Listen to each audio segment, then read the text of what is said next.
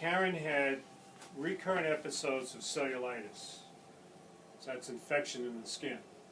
Why don't you tell us how it would look and feel? It would hurt, basically. That's all I knew. If anything barely touched it, it's just a familiar feeling of, I know what that is. Well, I was going to say I would look at it. Right. And just scope it out, and yes, usually there was a sore on it. And it would get hot, because I'd take my hand and just barely go over it. And it hurt. And it was And I always would between tell the you. ankle and the knee. And then it would get swollen. And the swelling would be from the infection, but also you had edema that you could push in, pitting edema. We were on about the 4th episode, and in about 12 days, we weren't changing it. She wasn't getting worse, but she wasn't getting better.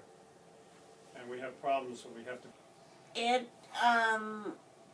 It gets literally hot to the touch. But this area down here, in the past, before she arrived, they had an abscess or infection. So this calf area was not normal.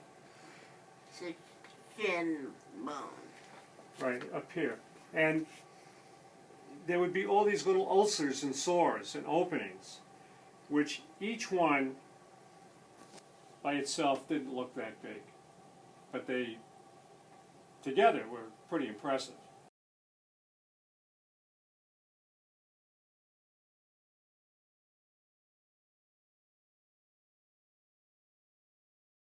And then came your wonderful invention or patch, and it kept the bugs out. Well, not only kept them out, I think it a bit killed them. And so this is the patch No more food. she's talking about, which works based on a very high concentration of oxygen. And the oxygen also lets the wound heal. So basically it puts the sign on the door of the hotel saying, "We're full, you can't come in here anymore." And so what happened was, I was shocked. These are good for 5 days, but I had to take it off in 4 days because of my schedule. And I was going, and it was improved. We put a second one on, and by the 9th day it was resolved. But the other neat thing was Isn't that great? That's awesome. That is just great. if someone loses a leg,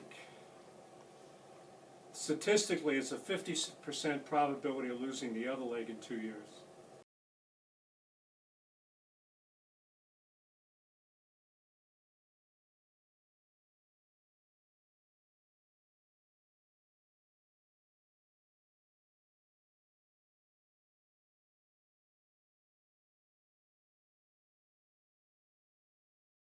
So I have promised Karen that's not going to happen with us.